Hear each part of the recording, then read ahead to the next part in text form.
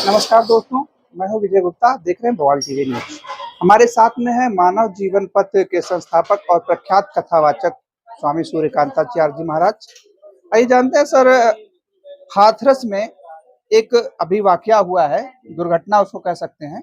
वहां पर एक भोले बाबा नाम से कथावाचक थे जो कि फिल्मी स्टाइल में कथा कहते थे अपनी पत्नी के साथ में, और वो पुलिस से जो है बर्खास्त किए गए थे। उनमें कई तरह के मुकदमे भी दर्ज हैं। तो क्या इतनी भीड़ होने के बावजूद भी प्रशासन ने पूरी तरह से संज्ञान नहीं लिया, या क्या व्यवस्था की कि भगदड़ मची और उसमें करीब 122 से अधिक श्रद्धालु मारे गए कुचल कर? मैं एक पद्म पुराण का एक श्लोक है, मैं उसका उदाहरण देना चाहूंगा। अपूज्या यत्र पूज्यन्ते पूज्यानां च निरादरः त्रीणि तत्र प्रविश्यन्ति दुर्भिक्षम मरणम ध्रुवम।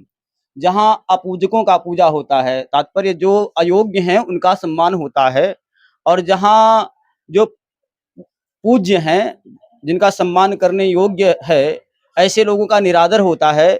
वहाँ तीन चीजें हावी हो जाती हैं। पहला क्या है? भूखमरी।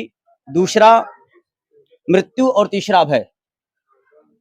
तो जो भोले बाबा जो आजकल सोशल मीडिया पे चल रहे हैं, उनके प्रवचन शब्द दिया जा रहा है, उनके प्रवचन शब्द को प्रवचन कहना ही उचित नहीं है, उसको एक हम सभा कह सकते हैं। क्योंकि अगर वो प्रवचन होता तो हमारे यहाँ कहा गया है, यह शास्त्र विधि मुत्सृज्य न सुखम न पराम गतिम। जो शास्त्र विधि को छोड़ करके मनमुखी आचरण करता है, न उसको इस लोक में शांति मिलती है, न परलोक में गति मिलती है। तो कथा करने की एक व्यवस्था है। धोती कुर्ता पहनना चाहिए, तिलक धारण करना चाहिए, शिखार खाना चाहिए, वेदादि शास्त्रों का अध्ययन करना चाहिए। जिसमें भोले बाबा ने किसी भी ना वो जो है किसी वैष्णव समाज से जुड़े हैं, ना ही वो ब्राह्मण हैं, ना ही संत समाज से जुड़े हैं। उनको तो कथा करने का अधिकार भी नहीं है, और ना ही वो कथा कर रहे थे। जहां धर्म विरुद्ध बातें होंगी, वहां ऐसी बातें जरूर होंगी, ऐसी समस्याएं आएंगी। क्या कथा करने के लिए ब्राह्मण होना जरूरी है? नहीं, ब्राह्मण होना नहीं जरूरी है। मैं ये स्पष्ट नहीं कर सकता हूँ। राम कथा करने का अधिकार सबको है, लेकिन कथा करके दक्षिणा किसको लेना चाहिए? वो जो विप्र है। विप्र का तात्पर्य होता है ब्राह्मण नहीं, वेदाध्यायित विप्रः। जिन्होंने वेदादि शास्त्रों का अध्ययन किया हो उसे विप्र कहते हैं। तो कथा वाचन करने के लिए विप्र होना आवश्यक है। ब्राह्मण को कथा करने का अधिकार नहीं, विप्र को कथा करने का अधिकार है। इसमें इतनी बड़ी करीब 2 लाख से ज्यादा की भीड़ वहां पर मौजूद थी, उसके बावजूद भी प्रशासन ने कोई पुख्ता इंतजाम नहीं किए। इसे आप प्रशासन की लापरवाही मानते हैं या जो नहीं, है? प्रशासन की लापरवाही नहीं मानते हैं, क्योंकि उन्होंने जो आदेश लिया था उसमें उन्होंने बताया था कि संख्या इतनी आएगी, और संख्या जितना उनको आदेश मिला था उससे कई गुना संख्या था। तो इसमें प्रशासन की कोई लापरवाही नहीं है। इसमें पूर्णतः गलती जो है भोले बाबा की है। इनके ऊपर प्रशासनिक कार्यवाही करके इन पे ठोस कार्यवाही करना चाहिए, ताकि आने वाले दिनों में फिर ऐसा घटना न घटे। जी, सत्संग के दौरान मंच से एक उद्बोधन हुआ है कि इनके चरणों की धूल लेकर के यदि आप कोई भी मतलब कार्य करते हैं, कितना भी बड़ा कैंसर रोगी हो या जो भी हो, उसकी जो है कैंसर ठीक हो जाता है। बहुत सारे लोग कि इसके क्या कहेंगे आप? क्या ये अफवाह है कि इस तरह से मंच से कोई आह्वान करना उचित है कि नहीं? इसी को कहते हैं आडंबर, इसी को कहते हैं पाखंड।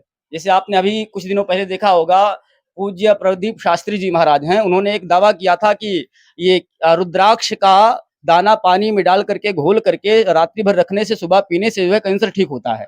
तो उनके यहाँ लगभग लाखों की संख्या में लोग एकत्रित हुए थे। वहां भगदड़ हुई थी, वहां घटना घटी थी।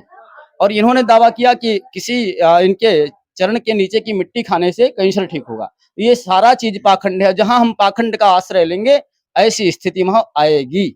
जी। जी। अंत में हमारे चैनल के माध्यम से आप हिंदू धर्म और सनातन धर्मावलंबियों को क्या संदेश देना चाहेंगे? हम बस इतना संदेश देना चाहेंगे कि हम लोग दाढ़ी बनाने जाते हैं तो उससे सर्टिफिकेट मांगते हैं कि भैया आपके पास योग्यता है कि नहीं, प्रमाण पत्र है कि नहीं।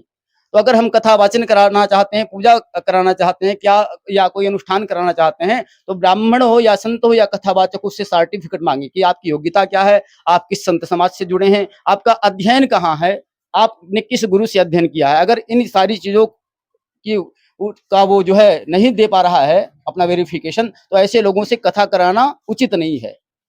जी, मित्रों, जैसा कि आपने देखा, स्वामी जी ने बहुत ही कायदे से विप्र होना ज़रूरी है, ब्राह्मण होना ज़रूरी नहीं, कथा वाचन के लिए ज्ञान का होना बहुत ज़रूरी है। जैसा कि आपने देखा, आप खुद भी एक कथावाचक हैं और श्रीमद् भागवत कथा और क्या कहते हैं, श्री रामचंद्र जी की कथा सहित तमाम प्रकार की ये भी कथा कहते हैं, लेकिन इस तरह का आडंबर इनके पास नहीं है। जिस तरह से आप इनको देख रहे हैं, ऐसे ये हमेशा रहते हैं इसी वेशभूषा में। तो हम भी आपसे यही अपील करना चाहेंगे कि आप बेवजह आडंबरों में ना फंसे, अपने ज्ञान के दीपक जलाएं और अपने विवेक से काम लेते हुए अपने जीवन को सफल बनाएं। धन्यवाद।